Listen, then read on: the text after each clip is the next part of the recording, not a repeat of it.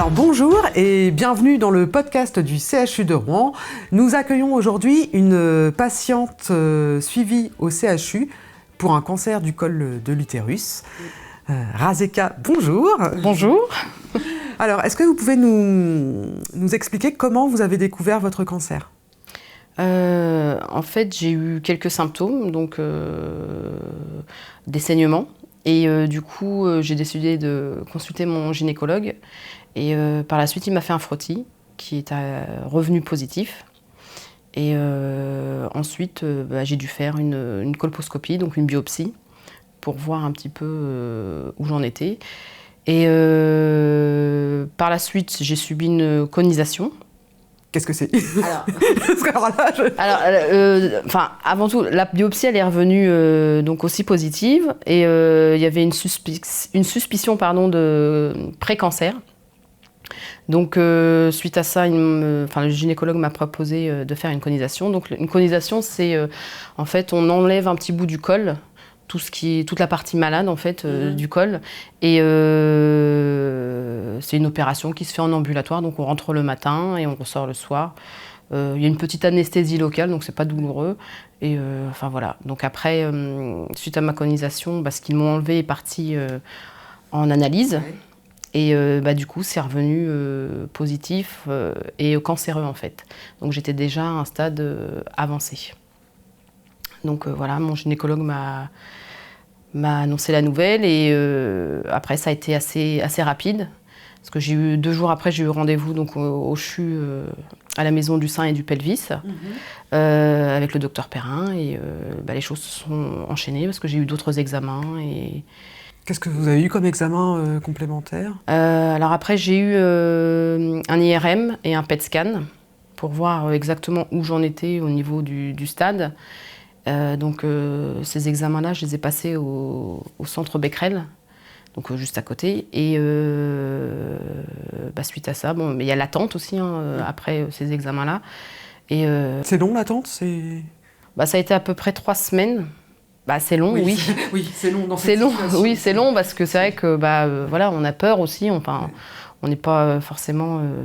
On s'imagine toujours un peu le pire, mais du coup, on avait quand même. Enfin, j'étais un peu mitigée parce que j'avais aussi l'espoir de me dire que c'était pas trop avancé et peut-être de subir une hystérectomie parce que j'appréhendais beaucoup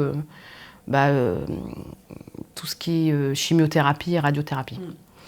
Mais malheureusement, quand j'ai eu les résultats, c'était un peu plus avancé parce que j'avais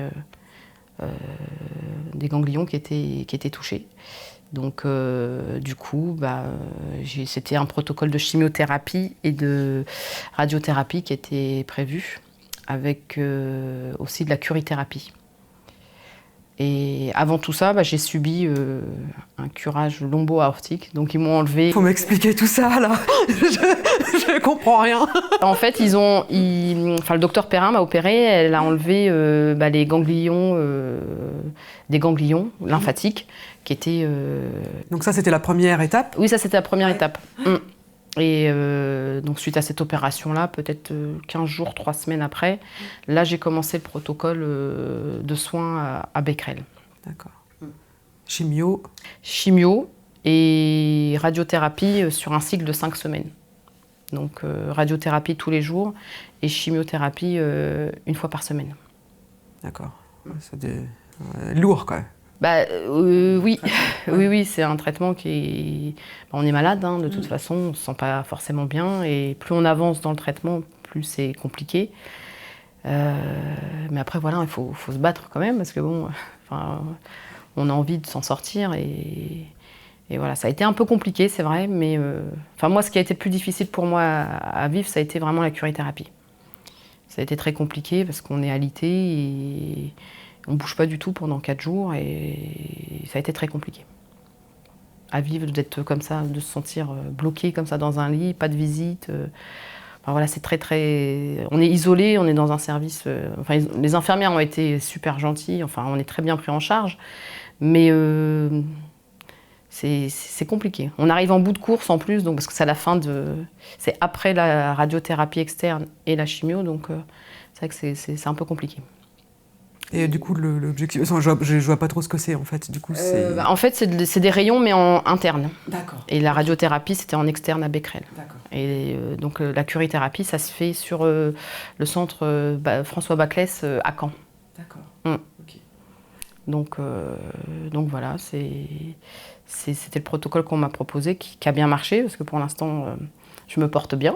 Vous en êtes où justement aujourd'hui dans votre suivi médical ? Du coup, j'ai des rendez-vous tous les 3-4 mois. Donc, je vois le docteur Perrin, enfin en alternance, je vois le docteur Perrin donc au CHU de Rouen. Et 4 mois après, je vois le docteur Belevki donc au centre Henri Becquerel à côté, qui est radiothérapeute, donc qui me suit sur Becquerel. Donc, j'alterne les deux médecins. Et, enfin voilà, pendant 2 ans, ça va être comme ça. Et puis après, je serai soumise à des examens jusqu'à 5 ans après la découverte de mon cancer. Donc voilà. Est-ce que ça a changé quelque chose dans votre vie ? Enfin, est-ce qu'il y a un avant, un après maladie ? Oui, quand même. On relativise beaucoup. Hein. J'ai beaucoup plus de mal à stresser pour des choses, pour des bricoles du quotidien. Puis je profite aussi beaucoup de plaisir simple. Et j'ai voulu aussi reprendre vite une activité professionnelle. Donc j'ai repris mon projet de reconversion professionnelle. Et voilà, je savoure chaque jour en fait. Voilà, je suis.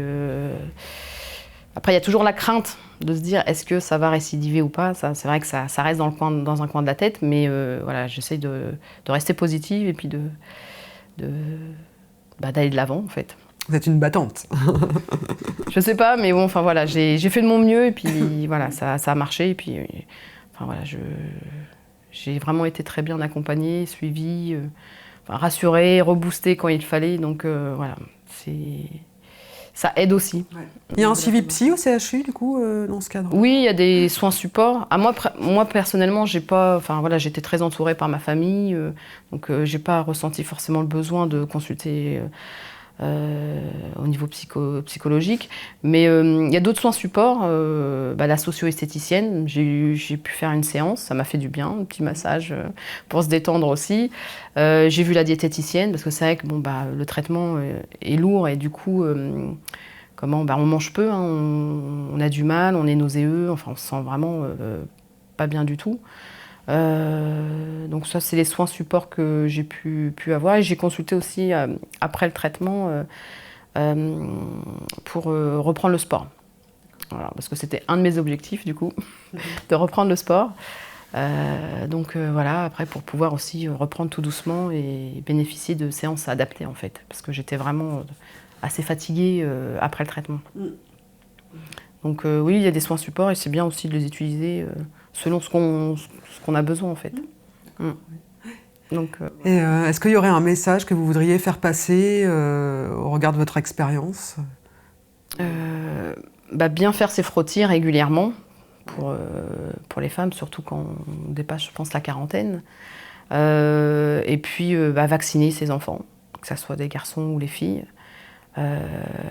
Oui, parce qu'aujourd'hui, on vaccine aussi les garçons. Oui, on vaccine les garçons qui peuvent aussi, eux, avoir des cancers par l'HPV. Donc, Oui, c'est ça. Eux, en fait, oui, seulement les femmes peuvent avoir le cancer du col de l'utérus, mais ça peut amener d'autres cancers. Oui, voilà, c'est ça, chez les garçons aussi.